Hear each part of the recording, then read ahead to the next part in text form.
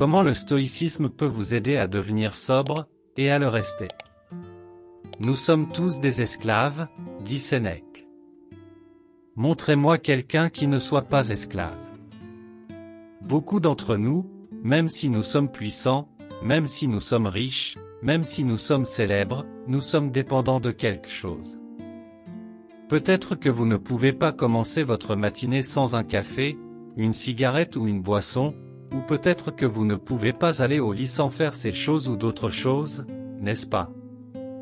Nous avons tous des tendances à la dépendance, mais la dépendance survient lorsque cette chose acquiert un pouvoir total et complet sur nous, lorsque nous sommes impuissants à ne pas faire cette chose.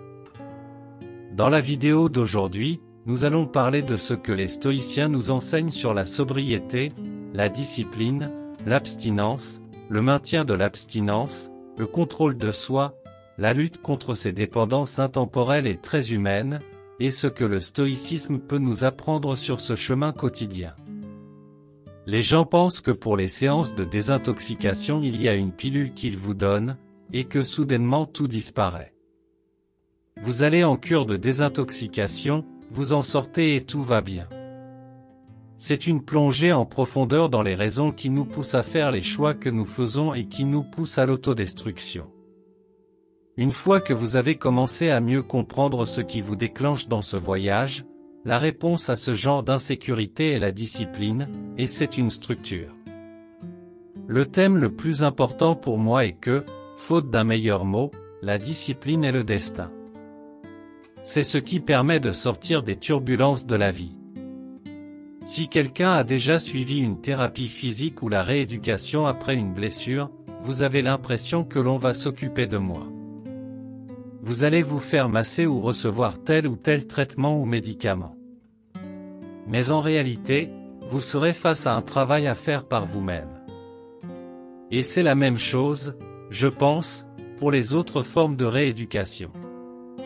Vous n'y allez pas pour qu'ils vous disent, si vous entendez tous les secrets pour ne plus boire ou faire ceci ou cela, ce qu'ils vous disent c'est, voici les choses que vous devez faire chaque jour de votre vie. Comme on dit que ça marche si on le travaille.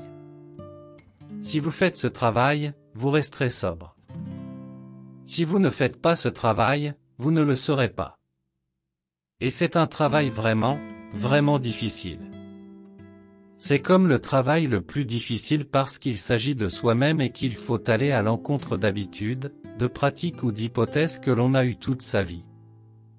Dans les cercles de rétablissement, il y a cet acronyme génial en anglais, HALT, qui signifie faim, colère, solitude ou fatigue. L'idée est que lorsque vous ressentez ces choses, lorsque vous ne dormez pas assez, lorsque vous ne mangez pas bien, lorsque vous êtes isolé, peu importe ce que c'est, vous avez moins de chances d'être la personne forte, disciplinée, saine, sûre et intelligente que vous voulez être. Les stoïciens n'étaient pas des surhommes. Une grande partie du stoïcisme est cette sorte de conscience de soi. Surveillez pourquoi vous ressentez ce que vous ressentez. Arrêtez-vous lorsque vous ressentez ce sentiment et demandez-vous pourquoi je me sens comme ça. Est-ce que je me sens frustré, contrarié, comme si je devais faire cette chose que je me suis dit que j'essayais d'arrêter de faire? Ai-je besoin de le faire ou est-ce que je me sens comme ça à cause d'une autre chose que j'ai négligée ou dont je ne me suis pas occupé? Il y a quelques années, il y a une étude très intéressante qui a révélé que la majorité des disputes entre conjoints étaient dues au fait que l'un d'entre eux ou les deux avait faim, n'est-ce pas? Donc, si vous vous en voulez parce que vous n'êtes pas à la hauteur, si vous vous en voulez parce que vous n'êtes pas discipliné, stoïque et totalement maître de vous-même, arrêtez-vous et pensez à cet acronyme. Demandez-vous ce qui se passe réellement en moi et si je me donne les moyens de réussir en général. Mais ensuite, spécifiquement en ce moment, quelle voix en moi suis-je en train d'écouter?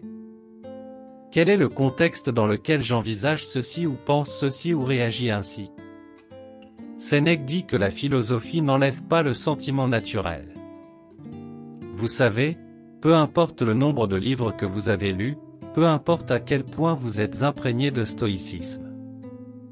Si vous avez faim, si vous êtes en colère, si vous vous sentez seul, si vous êtes fatigué, vous ne donnerez pas le meilleur de vous-même. Penser à cela est vraiment, vraiment important pour prendre de meilleures décisions. À maintes reprises, plus de 40 fois dans les méditations, il parle d'être au service du bien commun, de faire des choses pour les autres. Il dit que notre travail consiste à supporter les gens ou à les aider, n'est-ce pas? Choisissez l'une de ces deux options, n'est-ce pas? Nous ne devrions pas nous contenter d'obtenir de l'aide, mais donner de l'aide. Être au service du plus grand nombre de personnes possible, être et faire autant de bien que possible, dans la mesure où cela est en notre pouvoir. Et c'est pourquoi l'idée de rendre service, je pense, est tellement développée dans les 12 étapes de la sobriété, car l'une des meilleures façons d'alléger nos fardeaux est d'aider quelqu'un avec les siens. L'une des meilleures façons de prendre du recul par rapport à nos propres problèmes est de penser aux gens, de passer du temps avec des personnes qui sont vraiment, vraiment en difficulté. L'une des idées favorites de Sénèque est que nous apprenons en enseignant. En aidant, nous nous aidons nous-mêmes. Lorsque le monde semble s'effondrer, lorsque nous avons l'impression que nous ne pouvons pas faire la différence dans le grand ordre des choses, nous pouvons aider nos voisins, nos familles, un étranger dans la rue, nous pouvons faire la différence d'une toute petite manière. C'est ce que nous contrôlons. Pour moi, c'est en fait l'essence, non seulement l'essence, mais le point le plus élevé du stoïcisme. Nous n'abusons pas, parce que c'est une violation de la vertu clé de la tempérance, la bonne quantité, la modération en toutes choses. Personne ne s'amuse moins que le glouton ou le toxicomane, dirait Stokes. Si le plaisir signifie que vous vous réveillez avec une gueule de bois, ce n'est pas vraiment agréable, n'est-ce pas? Il s'agit donc de modération, de tempérance, de trouver la bonne quantité de choses. Il n'y a pas de bonne ou de mauvaise façon de prendre soin de soi, de se désintoxiquer. L'essence de la philosophie stoïcienne est d'être maître de soi. En fait, selon Sénèque, nul n'est apte à gouverner s'il n'est pas d'abord maître de lui-même. Et si nous ne sommes pas maîtres de nous-mêmes, c'est parce que nous cédons ce pouvoir à quelqu'un ou à quelque chose d'autre. Drogue, alcool, cigarette, codépendance. C'est la tragédie de la dépendance. Pour les stoïciens, il s'agissait d'être maître de soi, pas de ses urgences, pas de ses désirs. Les stoïciens regardent Alexandre le Grand, Marc Suista comme quelqu'un qui est super puissant, mais pas vraiment puissant parce qu'il ne peut pas s'arrêter. Il n'y en a jamais assez. Sénèque lui-même définit la pauvreté comme le fait de ne pas avoir trop peu, mais de vouloir plus.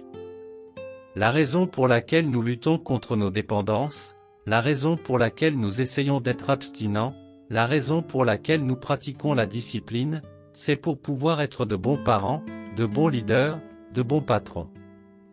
Si nous ne sommes pas maîtres de nous-mêmes, si quelque chose ou quelqu'un, une envie ou une substance, dirige notre vie, ce n'est pas un bon endroit. C'est très simple. Il y a toutes les choses qui arrivent dans le monde, et puis il y a la toute petite partie que vous contrôlez. Toutes les choses qui se produisent dans le petit point que vous contrôlez. Les Stoics appellent cela la dichotomie du contrôle. Il y a des choses qui dépendent de nous, d'autres qui ne dépendent pas de nous. La tâche principale dans la vie, disait Épictète, un ancien esclave. Il connaissait bien les réalités malheureuses. Il disait que la tâche principale dans la vie était de discerner ce qui dépend de nous et ce qui ne dépend pas de nous, ce qui est sous notre contrôle et ce qui n'est pas sous notre contrôle. C'est aussi l'intérêt de la prière de la sérénité. C'est la clé. Est-ce que cela dépend de moi? Dans ce cas, vous devez y consacrer 100% de votre énergie. Si cela ne dépend pas de vous, si vous ne pouvez pas l'influencer, si vous ne pouvez pas le contrôler, alors cela ne vous concerne pas. Toutes les choses qui peuvent arriver, vous en contrôlez une infime partie. Il faut se réjouir d'être un être humain. Ce qui compte, dit-il, c'est de revenir au rythme de la vie. Nous allons être secoués par les circonstances. Nous allons être perturbés. Nous allons déraper dans notre régime, dans notre résolution du nouvel an, dans les progrès que nous étions en train de faire. Ce n'est pas grave. Ce qui compte, c'est de se relever. Ce qui compte, c'est que le plus souvent, on s'y tienne, qu'on y revienne toujours. Réaliser quelque chose de bien en travaillant dur. Le travail passe vite, mais le bien perdure. Si vous faites quelque chose de honteux en recherchant le plaisir passe rapidement, mais la honte perdure. Telle est l'idée stoïcienne de la liberté. Qu'est-ce qui laisse des traces et qu'est-ce qui n'en laisse pas? Qu'est-ce qui a du pouvoir sur vous et qu'est-ce qui n'en a pas? Qui commande, n'est-ce pas? Est-ce vous ou les pulsions? J'y réfléchis avec mon téléphone. Est-ce que j'utilise le téléphone ou est-ce que le téléphone m'utilise? Et si je ne peux pas ne pas utiliser le téléphone, cela en dit long sur la relation que j'entretiens avec lui, je dois changer, n'est-ce pas? Qu'est-ce qui régit votre vie? Qu'est-ce qui a du pouvoir sur vous? Et quel pouvoir devez-vous reprendre? Pour que vous puissiez profiter du fait que, légalement, nous avons des libertés incroyables dans ce pays, à cette époque, à ce moment-là, n'est-ce pas? Dans cette prospérité, la liberté que vous avez doit être appréciée et vécue. Cela signifie tout d'abord qu'il faut se libérer d'un grand nombre de choses que nous nous imposons nous-mêmes. Épictète dit qu'il vaut mieux mourir de faim dans un état d'esprit calme et confiant que de vivre anxieusement dans l'abondance ou d'être dépendant de quelque chose. L'idée est que l'on vit libre. Le secret de la force, selon Marx, est de réaliser que l'on a le pouvoir sur son propre esprit, et non sur les événements extérieurs.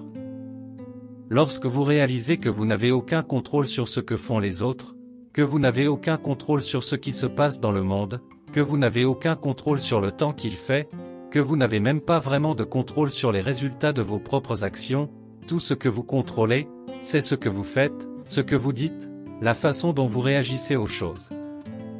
Réalisez que vous avez le pouvoir ici même, que vous contrôlez l'empire entre ses deux oreilles. C'est tout, mais c'est beaucoup de choses à contrôler. C'est beaucoup. Les gens ne décident d'en utiliser qu'une petite partie. En réalisant que vous avez le contrôle de votre propre esprit, ce qui semble peu, mais qui est en fait une quantité incroyable, Marx a compris que c'était le secret de la force et de la puissance. Et c'est ce qui l'a rendu puissant, pas l'énorme armée romaine, pas l'empire. Ce qui l'a rendu puissant, c'est qu'il contrôlait ses propres pensées, ses opinions et ses actions.